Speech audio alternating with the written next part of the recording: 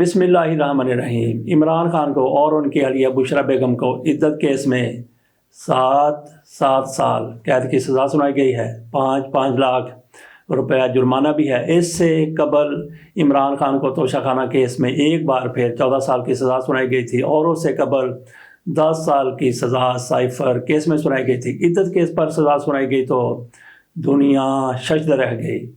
یکدم سے بہت سے لوگ سکتے میں آ گئے۔ بہرحال اس پر خوشیاں منانے والے لوگ بھی موجود ہیں۔ ایک ذاتی نوعیت کا معاملہ ہے، اس کو عدالت میں لے جایا گیا اور اس پر پھر سزا بھی ہو گئی، کڑی سزا ہو گئی، سزائے بامشقت ہو گئی۔ 7 سال قید دونوں میاں بیوی کو سنا دی گئی۔ تو اس حوالے سے کچھ منچلوں کی طرف سے بڑے عجیب قسم کے، بڑے دلچسپ قسم کے تبصرے سامنے آئے ہیں۔ ایک نے تو پوسٹ لکھ دی کہ عمران خان کے لگے ہاتھوں ختنے بھی چیک کروا لیے جائیں، ہو سکتا ہے کہ یہ بھی مطلوبہ ڈیزائن کے مطابق نہ ہوں اور 8-10 سال قید یہاں سے بھی نکل آئے۔ تو خطروں سے مجھے یاد آ گیا کہ ذوالفقار علی بھٹو کے حوالے سے ایک ان کے ساتھی نے انکشاف کیا تھا۔ یہ بہت دیر قبل کی بات ہے۔ ہم نے ایک کتاب لکھی تھی، میں نے اور طارق اسماعیل ساگر صاحب نے، بھٹو بچ جاتے اگر۔ اس میں زیادہ تر ہم نے انٹرویو گفتگو کی تھی۔ رانا بلند اختر تھے، پیپلز پارٹی کے بڑے یہ جالے تھے، وہ ہمیں لے گئے محمود عباس بخاری صاحب کے پاس۔ محمود عباس بخاری بھی کسی دور میں ذوالفقار علی بھٹو کے بڑے قریبی ساتھی تھے۔ اس کے بعد انہوں نے پیپلز پارٹی کو خیر بات کہا اور ڈاکٹر طاہر القادری کی پارٹی عوامی تحریک میں شامل ہو گئے۔ تو ڈاکٹر طاہر القادری صاحب کی طرف سے ان کو وائس چیئرمین بنایا گیا تھا۔ بہت بڑا عہدہ ہوتا ہے۔ ہم نے ان سے ذوالفقار علی بھٹو کے حوالے سے کافی نشستیں کی، بڑی گفتگو کی۔ تو اس موقع پر انہوں نے بتایا کہ ذوالفقار علی بھٹو کے میں دوستوں میں شامل ہوا کرتا تھا۔ ذوالفقار علی بھٹو ایک مرتبہ لاہور آئے، فلیٹیز ہوٹل میں ٹھہرے ہوئے تھے، تو مجھے پیغام ملا کہ میں ان سے جا کے ملوں۔ تو وہ کہتے ہیں جب میں تھوڑی دیر کے بعد وہاں پہنچا تو دیکھ کر حیران ہو گیا کہ ذوالفقار علی بھٹو اپنے کمرے سے ننگے ہی نکل آئے۔ ذوالفقار علی بھٹو ادھر ادھر گشت کر رہے تھے۔ تو کہتا کہ حیرانی اور پریشانی کی اس سے بڑھ کر بات یہ تھی کہ ان کے ختنے نہیں ہوئے تھے۔ ہم نے جو کتاب لکھی تھی اس کا نام تھا بھٹو بچ جاتے اگر۔ اس میں ہم نے اس پیراگراف کو حذف کر دیا تھا، جو کہ میرا خیال ہے کہ نہیں ہونا چاہیے تھا۔ ایک تاریخی ان کی طرف سے گواہی تھی۔ محمود عباس بخاری صاحب نے جو کچھ کہا تھا بالکل یہ ذوالفقار علی بھٹو کے حوالے سے ذاتی نوعیت کا تھا۔ تاہم اگر کتاب میں یہ شامل ہو جاتا تو میرا خیال ہے کہ کوئی ایسی حرج والی بات نہیں تھی۔ اب آ جاتے عمران خان کے حوالے سے۔ کسی منچل نے یہ جو کہہ دیا کہ عمران خان کے ختنے بھی چیک کروا لیے جائیں، یہ ان کی طرف سے طنز کیا گیا ہے کہ کس طرح سے ایک معمولی چیز کو لے کر، جو بالکل ہی ذاتی معاملہ ہے، اس کو لے کر عمران خان کو اور بشرا بیگم کو، ان کو صرف اور صرف ذلیل کرنے کے لیے، ان کی تضحیق کرنے کے لیے، ان کو لوگوں کی نظروں میں گرانے کے لیے یہ سارا کچھ کیا گیا۔ تو کیا واقعی اس مقصد میں یہ لوگ کامیاب ہو گئے ہیں جنہوں نے یہ سارا کچھ کروایا ہے، یا پھر اس کے برعکس ہوا ہے؟ اس کے لیے ہمارے پاس آنے والے روحانی علوم کے ماہر غاطب علی شاہ کہتے ہیں انہوں نے تو ذلیل و رسوا کرنے کی کوشش کی عمران خان کو، لیکن الٹا پڑ گیا دوسروں کے اوپر۔ مریم نواز شریف صاحبہ اور کیپٹن صفدر کے حوالے سے طرح طرح کی باتیں آ رہی ہیں، طرح طرح کی پوسٹیں آ رہی ہیں۔ سوشل میڈیا پر ایک تماشا لگا ہوا ہے۔ عمران خان کے اس فیصلے کو لے کر ان کو زیادہ بدنام کیا جا رہا ہے۔ بہرحال کیپٹن صفدر یا مریم نواز شریف کا جو بھی معاملہ تھا وہ بھی ان کا ایک ذاتی نوعیت کا معاملہ تھا، وہ بھی سامنے نہیں آنا چاہیے تھا۔ عمران خان کے حوالے سے بھی ایسا ہی ہونا چاہیے تھا کہ ان کا ذاتی معاملہ ہے، اس میں عدت والا معاملہ ہے، یہ کیسے عدالت میں چلا گیا اور پھر پوری دنیا میں اس کیس کو لے کر پاکستان کے عدالتی نظام کی بات اڑ رہی ہے، مذاق کیا جا رہا ہے، طنز کیا جا رہا ہے۔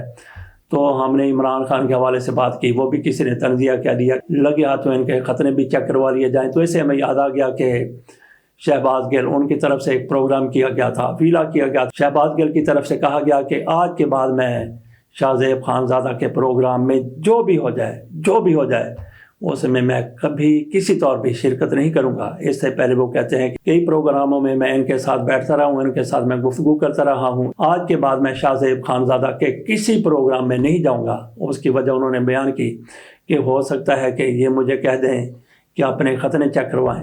تو شہباز گل کو کیا خطرہ پڑ گیا ختنے چیک کروانے کا؟ تو شہباز گل نے خود بھی اپنے خطروں کو مشکوک کر دیا یہ کہہ کر کہ میں ختنے چیک نہیں کرواؤں گا۔ وہ کہتے ہیں چیک کروا دیں تو چیک کروا دیں۔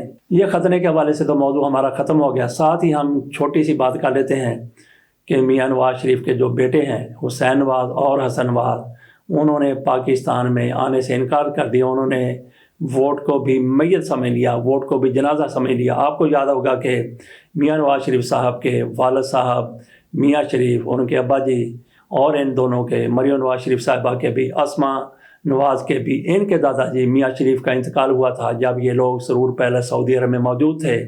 باپ کے ان میں سے کوئی بھی شخص اپنے سب سے پیارے کے جنازے کے ساتھ پاکستان نہیں آیا تھا. جنرل پرویز مشرف کی حکومت تھی. انہوں نے کہا تھا کہ میاں نواز شریف پاکستان آ سکتے ہیں، لیکن میاں نواز شریف صاحب نے سیاست کو زیادہ ترجیح دی تھی. میاں نواز شریف صاحب سیاسی بنیادوں پر پاکستان نہیں آئے تھے، حالانکہ مشرف کی طرف سے اجازت دے دی گئی تو پھر وہ آ سکتے تھے. اسی طرح سے میاں نواز شریف کی اہلیہ کلثوم نواز کا انتقال لندن میں ہوا. حسین نواز اور حسن نواز وہاں پہ موجود تھے، لندن میں تھے. وہ پاکستان اپنی والدہ کی میت کے ساتھ نہیں آئے، اور ان کے بعد پھر ان کی دادی کا انتقال ہوا تو اس وقت بھی یہ لوگ لندن میں موجود تھے. یہ کہتے ہیں کہ ہم پاکستان میں پیدا ہوئے لیکن ہم پاکستان کے شہری نہیں بلکہ برطانوی شہری ہیں، اس لیے برطانیہ میں بیٹھے ہوئے ہیں. آج تو ان کے ابا جی کی حکومت نہیں ہے لیکن چلتی ان کے ابا جی کی ہے، لیکن وہ پاکستان ووٹ کاسٹ کرنے کے لیے بھی نہیں آ رہے.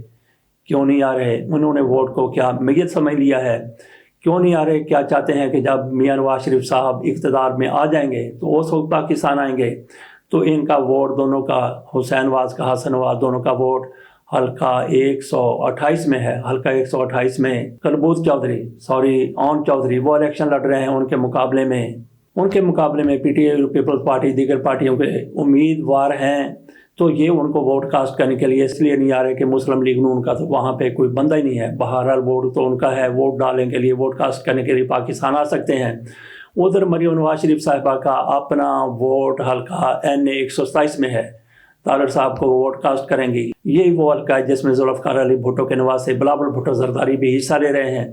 تو مریم نواز شریف صاحبہ اپنے حلقے سے تھوڑا سا ادھر آ کر حلقہ NA 127 سے ووٹ کاسٹ کریں گی، جبکہ مریم نواز شریف صاحبہ خود حلقہ NA 119 سے انتخابات میں حصہ لے رہی ہیں. یہاں پہ صنم جاوید کے ساتھ ان کا مقابلہ ہونا تھا لیکن وہ تو الیکشن سے دستبردار ہو گئی. وہاں پہ حماد فاروق کا بھائی شہزاد فاروق انتخابات میں حصہ لے رہے ہیں. دیکھتے ہیں مریم نواز شریف صاحبہ کا ان کے ساتھ مقابلہ کیسے ہوتا ہے، کیسے وہاں پہ رزلٹ آتا ہے. بات ہم نے شروع کی تھی کہ میاں نواز شریف کے بیٹے حسین نواز اور حسن نواز نے ووٹ کو میت سمجھ لیا ہے. جس طرح سے وہ اپنے پیاروں کے میت کے ساتھ، اپنے پیاروں کے جنازے کے ساتھ پاکستان نہیں آئے تھے، اسی طرح سے وہ ووٹ کاسٹ کرنے کے لیے بھی پاکستان نہیں آ رہے. اجازت دیجیے، اللہ حافظ. اور آپ بھی چیک کر لیجیے. خدا حافظ.